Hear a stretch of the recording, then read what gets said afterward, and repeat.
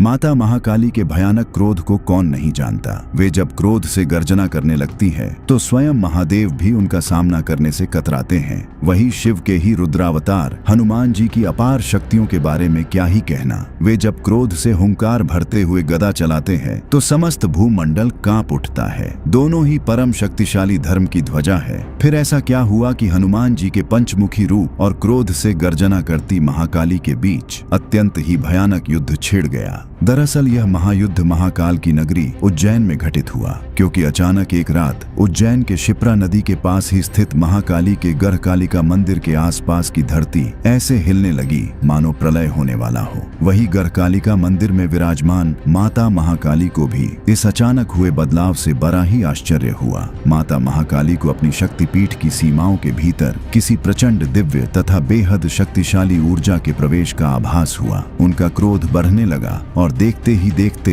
वे अपने विकराल रूप में आकर क्रोध से गर्जना करती हुई बोली, शिव शक्ति के इस क्षेत्र में कौन है जो बिना अनुमति के प्रवेश की गलती कर रहा है? आज मेरे हाथों उसका अंत निश्चित है। पर असल में यह प्रचंड ऊर्जा किसी असुर या दैत्य की नहीं बल्कि पवन पुत्र हनुमान की थी। जब माता महाकाली के कई बार पुकारने पर भी कोई उनके समक्ष नहीं आया तो वे अत्यंत ही उग्र होकर स्वयं ही उस महाशक्ति को ढूंढने के लिए निकल पड़ी। लेकिन पवन पुत्र हनुमान को अचानक महाकाली के इस क्षेत्र में क्यों आना पड़ा और फिर क्यों हनुमान जी और माता महाकाली के बीच एक महाप्रलयंकारी युद्ध शुरू हो गया? असल में यहाँ सिर्फ हनुमान जी ही नहीं बल्कि श्री राम, लक्ष्मण, माता सीता सहित और भी कई लोग थे, क्योंकि लंका विजय के बाद अयोध्या जाते हुए श्री राम उज्जैन के महाकाल शिव के दर्शन करने के लिए शिप्रा नदी के किनारे उतरे थे। पर रात होने के कारण श्री राम सहित सभी कुटिया में विश्राम करने लगे, जबकि हनुमान जी चौकन्ने होकर पहरा देने लगे। कुछ ही समय गुजरा होगा कि हनुमान जी को अपनी ओर किसी महाशक्ति के आने का आभास हुआ। वे तुरंत उस विशालकाय महाशक्ति की ओर बढ़े जो असल में माता महाकाली थी। माता महाकाली को जैसे ही ये पता चला कि उनके धाम में श्री राम आए हैं तो उनके हर्ष का ठिकाना न रहा और वे तुरंत श्री राम के दर्शन के लिए उनकी कुटिया की ओर बढ़ चली। पर तभी उनके रास्ते में दीवार की तरह खड़े हो जाते हैं पवन पुत्र हनुमान। अपना मार्ग अवरुद्ध देख माता महाकाली को बिल्कुल भी अच्छा नहीं लगा। वे तुरंत अपने विकराल रूप में आकर गर्जना करती हुई बोली, वानर हट जा मेरे मार्ग से, नहीं तो परिणाम अच्छा नहीं होगा। इस पर हनुमान जी ने कहा, परिणाम की किसे चिंता है, मैं तो अपने कर्तव्य का पालन कर रहा हूँ। और पहले ये बताए कि आप हैं कौन और बिना वजह इतना क्रोध क्यों कर रही हैं? इस पर माता महाकाली ने कहा, मैं यहाँ की स्वामिनी महाकाली हूँ और श्री राम के दर्शन करना चाहती हूँ। तब हनुमान जी ये जान कि वे माता महाकाली हैं, विनम्रता से प्रणाम करते हुए कहा, हे माता, प्रभु अभी विश्राम कर रहे हैं और मैं उनके कक्ष में नहीं जा सकता। आप प्रातः होते ही उनका दर्शन कर लें। पर अब बहुत ही देर हो चुकी थी। माता महाकाली ने जब ये सुना कि एक वानर उन्हें मना कर रहा है, वे क्रोध से गर्जना करती हुई बोली,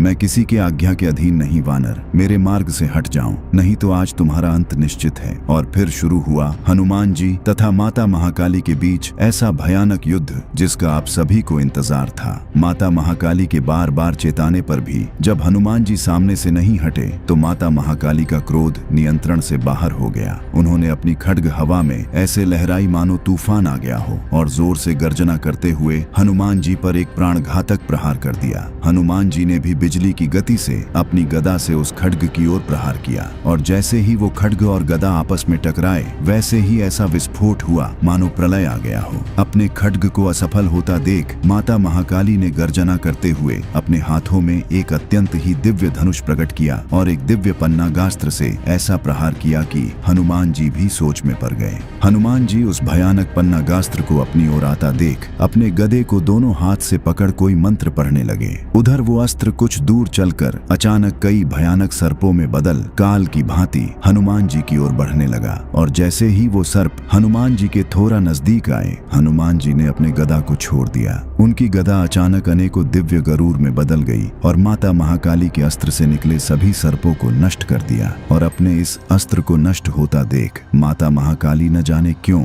एक रहस्यमयी मुस्कान के साथ हंस पड़ी और तभी हनुमान जी ने एक विशाल वृक्ष को उठाकर माता महाकाली की ओर तीव्र गति से फेंका और इसे देख माता महाकाली ने अपनी तलवार से एक ऐसा प्रहार किया कि वो वृक्ष रास्ते में ही नष्ट हो गए। पर इस बार न जाने क्यों माता महाकाली ठहाके मारकर हंसने लगी। हनुमान जी ये समझ नहीं पा रहे थे कि माता महाकाली इस प्रकार हंस क्यों रही है। असल में ये सब माता महाकाली की सोची समझी लीला थी, क्योंकि गर्ह कालिका कोई आम मंदिर नहीं बल्कि वो शक्तिपीठ था जहाँ माता सती के ओंठ गिरे थे, और इसी कारण से यह दिव्य शक्तिपीठ माता महाकाली के अत्यंत ही निकट और ध्यान के लिए प्रमुख स्थान था। लेकिन राक्षसों के बार बार आक्रमण से उनका ध्यान भंग होता था। इसीलिए माता ने सोचा कि अगर हनुमान जैसा महावीर इस तीर्थ की रक्षा करे तो उनके ध्यान में कोई बाधा नहीं आएगी। हनुमान जी के बल, बुद्धि और निष्ठा की परीक्षा के लिए ही माता महाकाली ने यह भीषण युद्ध रचा था। माता महाकाली को हंसता हुआ देख हनुमान जी को लगा वे शायद उनका मजाक बना रही हैं। फिर उन्होंने अपना आकार बढ़ाना शुरू किया और एक भीषण गर्जना की।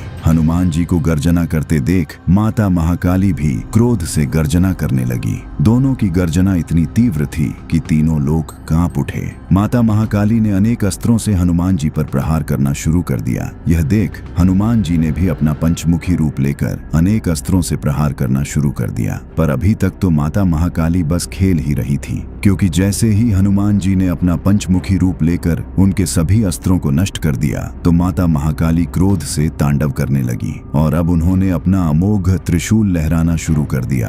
देखते ही देखते माता महाकाली ने अपना सबसे विशालकाय विश्व रूप प्रकट कर लिया। धरती से आसमान तक चारों ओर सिर्फ माता महाकाली ही दिख रही थी। यह देख हनुमान जी तत्काल छोटे रूप में आ गए और प्रणाम करते हुए माता महाकाली को शांत होने के लिए प्रार्थना करने लगे, क्योंकि वे जानते थे कि अगर माता महाकाली ने अपना त्रिशूल चला दिया तो यह पृथ्वी इसी समय नष्ट हो जाएगी। और जब काफी देर प्रार्थना करने के बाद भी माता महाकाली का क्रोध शांत न हुआ तो वे तुरंत बोल उठे, हे माता, मैं तो बस अपने कर्तव्य का ही पालन कर रहा था, और अगर बालक से गलती हो भी जाए तो सहज ही क्षमा करना माता का स्वभाव ही तो है। हनुमान जी की करुण पुकार सुनते ही माता शांत हो गई और अपने सौम्य रूप में आकर हनुमान जी से बोली, हनुमान, मैं तो बस तुम्हारी परीक्षा ले रही थी और तुमने अपनी बल बुद्धि और स्वामी भक्ति से यह सिद्ध कर दिया कि तुम मेरे नगर के रक्षक बनने के योग्य हो। और तब माता ने पुरानी सब कथा विस्तार से सुनाते हुए कहा, तुम अपना एक रूप यहाँ छोड़ जाओ और मेरे ध्यान में होने पर मेरे भक्तों की असुरों से रक्षा करो।